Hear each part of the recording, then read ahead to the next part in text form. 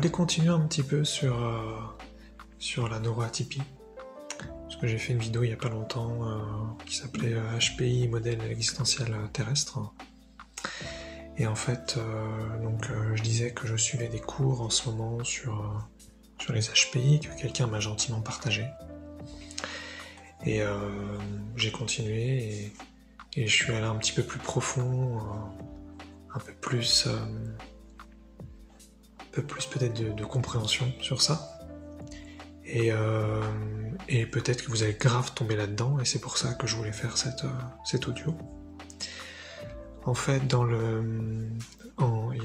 les cours qu'on m'a partagés, à un moment donné, il y avait une sorte de réunion virtuelle entre plusieurs HPI, et donc on pouvait les entendre discuter pendant 2 heures autour du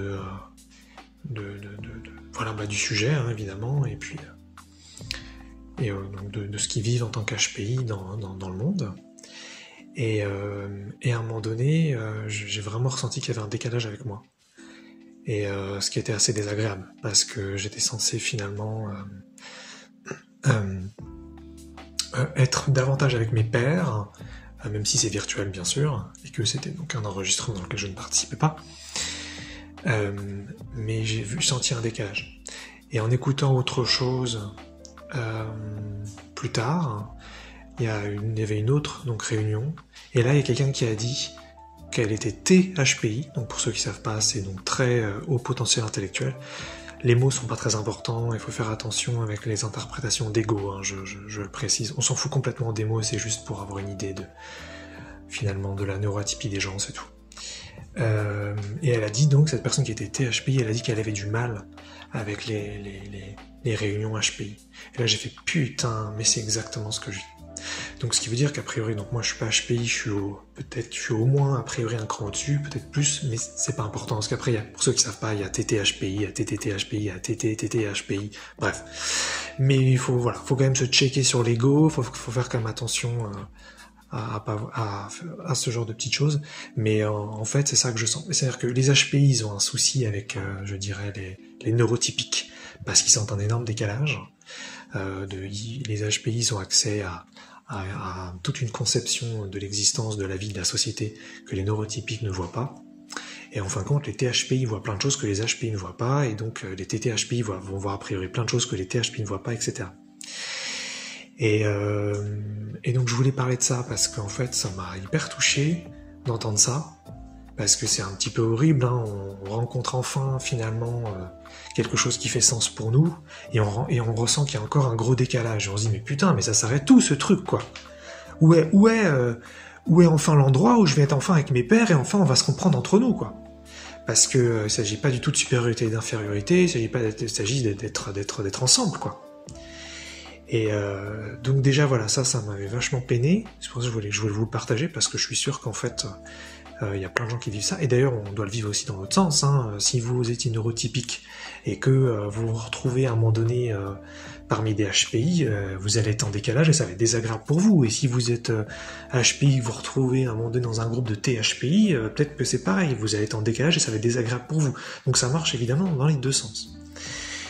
Et donc j'entendais dans cet enregistrement que j'écoutais, j'entendais donc des personnes qui souffraient, qui étaient seules, et c'était vachement dur en fait.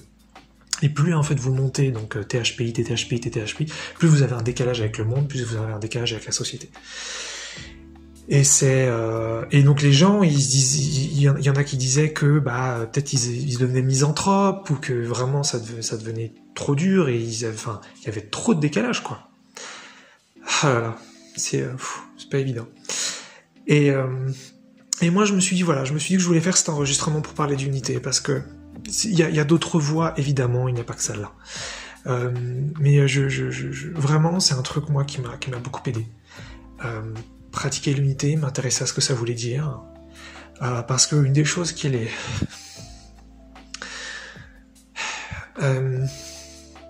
une des choses qui est justement les plus difficiles sur Terre, c'est vraiment une expérience de solitude, et c'est vraiment une expérience de putain, mais personne ne va jamais me comprendre en fait. Je dis des trucs qui sont évidents pour moi, mais personne ne me comprendra jamais.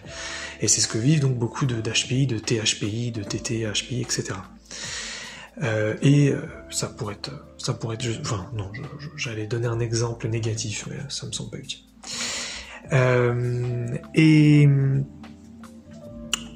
Et justement, il y a beaucoup de gens qui sont perdus avec ça. Et je voulais vraiment vous reproposer, bien que je me répète, il y a d'autres façons de faire évidemment, je voulais vous reproposer de vous intéresser à l'unité. C'est un concept finalement spirituel existentiel basique, mais qui a des ramifications énormes.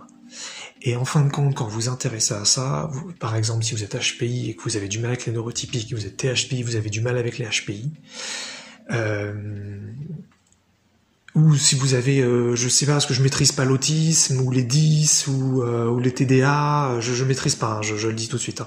Donc peut-être qu'il y a des liens qui se font de la même façon. Hein. De cette façon, c'est vous êtes autiste et vous avez du mal avec les neurotypiques, ou alors avec les autres neuroatypiques, je ne sais pas. Hein. C'est vous qui savez évidemment mieux que moi là-dessus. Je veux pas faire une fixette sur les HPI dans cet audio, hein. Évidemment vous sentez pas oublié si vous ne tombez pas dans les catégories que je donne, hein. C'est tout sauf l'objectif évidemment.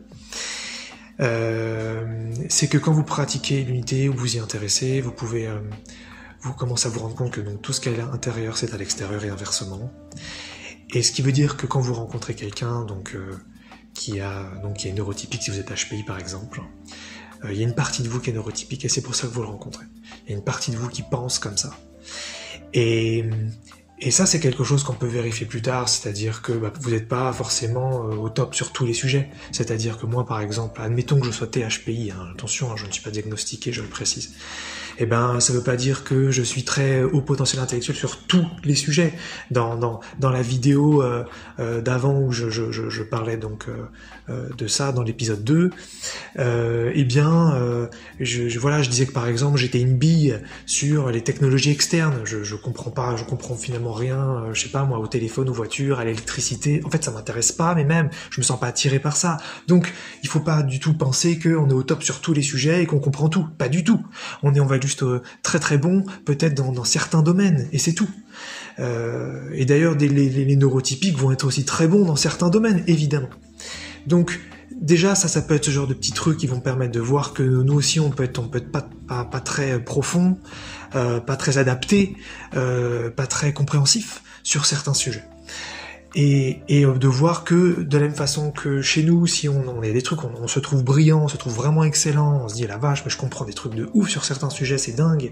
Et les neurotypiques, ça va être pareil sur d'autres sujets. Donc ça permet de voir un peu plus l'unité en fin de compte, qu'il y a de l'excellence chez chacun. Ça c'est important.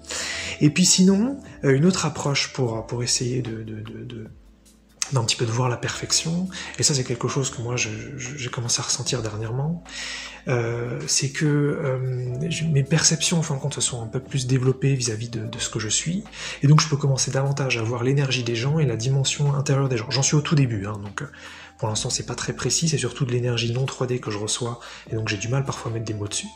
Mais dernièrement par exemple, il y avait quelqu'un qui s'était présenté sur un site de rencontre, donc on était en virtuel, et je lui ai dit juste tiens, de ce qui se dégage de ta description, j'ai senti ces 3 qualificatifs, et elle m'a dit oh là là, c'est dingue, c'est exactement ça, en général personne le voit. Donc ça veut dire que voilà, il y a des choses qui se développent. Pourquoi je dis ça? Parce que je commence à me rendre compte que, en fait, que peu importe le neurotypique, HPI, THPI, TDHPI, 10, TSA, TDA, et autres que je ne dis pas, et pardonnez-moi si je vous ai oublié, c'est vraiment une peine pour moi, donc ne m'en voulez pas. C'est qu'en fait, c'est des dimensions parfaites. C'est des êtres parfaits. Et c'est pas du blabla que je vous sors, c'est pas des belles phrases, c'est pas la spiritualité à 2 balles. C'est que c'est vraiment quelque chose. Je commence vraiment à voir qu'en fait, il y a des dimensions qui sont vraiment nickel, et que en fait, c'est des fonctionnements, c'est des personnes extrêmement fonctionnelles. C'est ce que j'ai vu des gens dernièrement, qui avaient dans leur aura, dans leur dimension intérieure, dans leur compréhension de l'existence, elles comprenaient beaucoup moins de choses que moi. Et j'ai vu que c'était vraiment une bonne chose pour elles, que ça leur servait, que c'était bon pour elles, et que c'était parfait, et qu'il fallait surtout pas changer ça. Et j'ai ressenti un truc qui était nouveau, et que maintenant je commence à voir de plus en plus souvent, j'avais envie de les préserver. Non pas que c'est mon rôle, pas du tout. Donc je parle plus d'un ressenti interne. C'est-à-dire, bien sûr que c'est pas mon rôle de préserver qui que ce soit, mais je veux dire, je voyais que c'était magique tellement c'était parfait. Je l'exprime pas bien parce que c'est surtout un ressenti en fait que j'essaye de vous partager.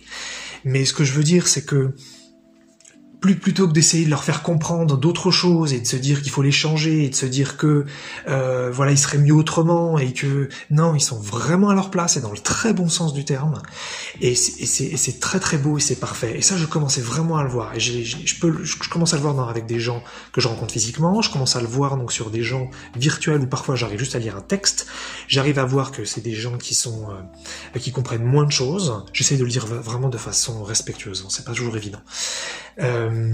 Et que c'est parfait et qu'il n'y a pas un truc à changer. Et c'est ça aussi l'unité, c'est qu'on est tous à notre place et que il y a pas des gens à changer, il n'y a pas des gens à améliorer. Nous, on n'a pas à changer non plus. On est parfait tel qu'on est et tout est nickel et tout est magnifique. Et c'est pour ça que je vous repropose de vous intéresser à ça si ça vous appelle, parce qu'encore une fois, il y a d'autres approches que l'unité évidemment pour vivre, que ce soit sur Terre ou ailleurs.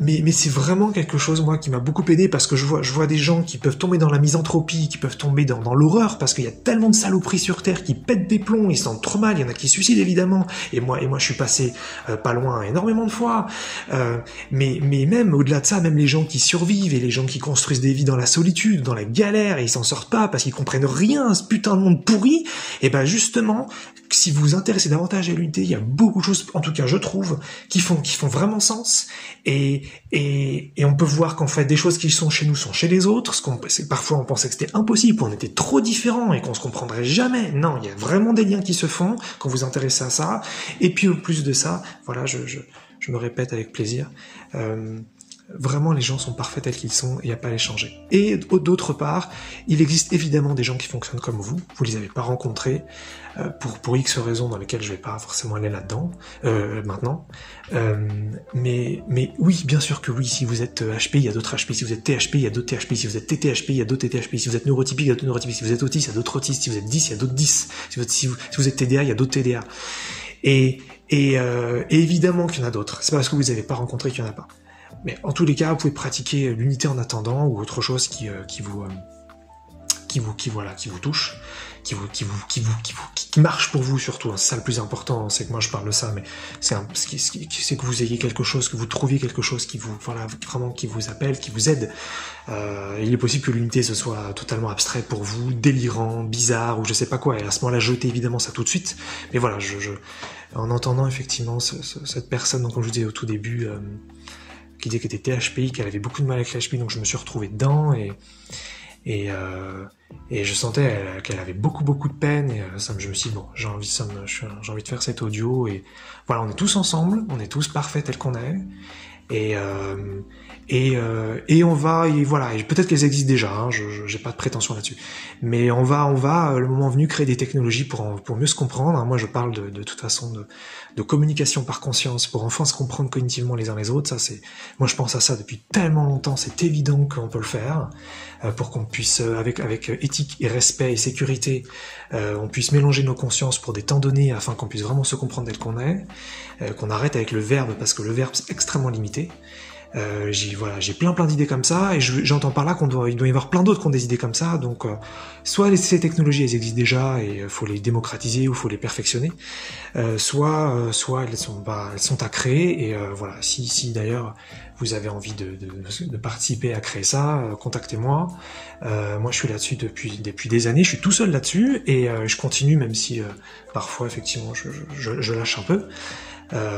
Mais voilà, on va trouver des technologies et on va trouver des moyens pour être beaucoup plus ensemble, pour ceux qui veulent évidemment, on va forcer personne, et à se comprendre tous, que ce soit les neurotypiques, les HP, les THP, les TT et les, voilà, je me répète, les TSA, les TDA, et les 10 et les autres, et ça va aller. Voilà, je voulais terminer là-dessus.